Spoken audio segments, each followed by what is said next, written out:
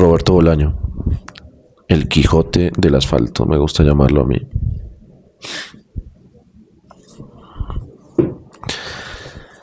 Ayer se cumplían exactamente 23 años desde que la literatura quedó, por así decirlo, un poco más huérfana. El 15 de julio del 2003 moría en Barcelona, con las botas puestas y el teclado a medio camino, el último gran genio de las letras hispanas, Roberto Bolaño Avalos. Y yo no uso la palabra genio, digamos que a la ligera, ni por un esnovismo. En esta época donde los escritores parecen burócratas que trabajan de 9 a 5 en un taller literario, Bolaño fue otra cosa. Digamos que él no era el esteta de catálogo que buscaba sinónimos en el diccionario para que se viera bonito y hacer firuletas. No, Bolaño era como un iluso en el sentido más hermoso que tiene esa palabra. Un hombre que creía contra todo pronóstico y contra toda miseria que la vida solo valía la pena si se convertía en literatura. A veces me pongo a pensar en cómo escribía.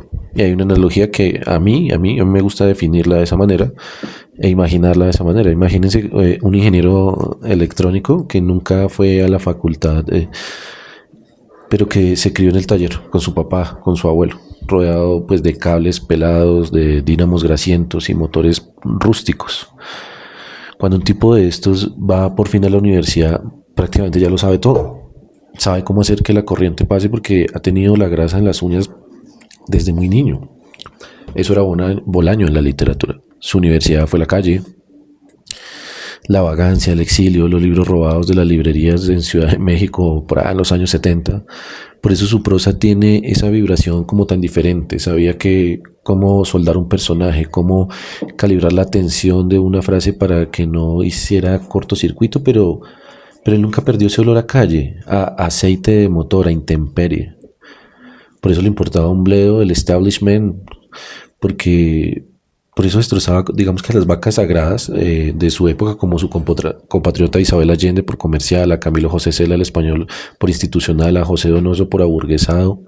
Bolaño no jugaba la diplomacia literaria. Para él escribir era como una guerra santa de vida o muerte, sin tintas medias. Eso era él, eso fue él.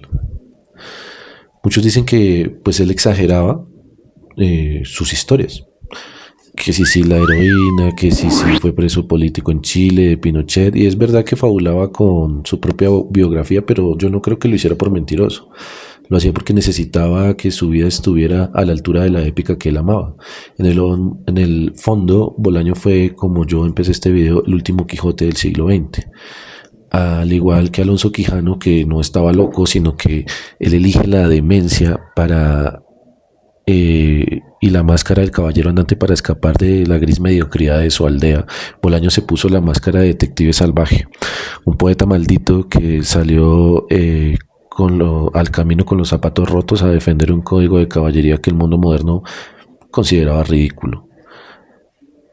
La fe en la poesía de él era absoluta.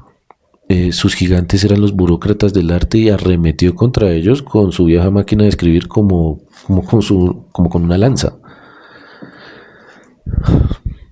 Ya por último, en Los Detectives Salvajes, sus personajes recorren el desierto de Sonora buscando a Cesarea Tinajero, una mítica poeta olvidada. En una búsqueda quizá absurda, sí, pero es la metáfora perfecta de su propia vida.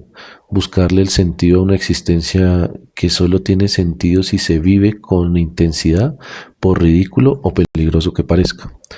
Al final, herido de muerte y esperando un trasplante que pues jamás llegó, Bolaño nos dejó 2666. Estrella distante y una mística frontera que todavía nos quema las tripas al leerlo. No nos dejó teoremas fríos para la academia, nos dejó sangre, sudor, prostitutas, violencia, noches sin dormir y una dignidad inquebrantable de cara al abismo. Se fue hace 23 años, pero su galope se sigue escuchando y se seguirá escuchando. Muchas gracias. Para mí, Roberto Bolaño es muy importante y a mí me gusta hacerle esos pequeños homenajes, si se puede decir, a estos gigantes.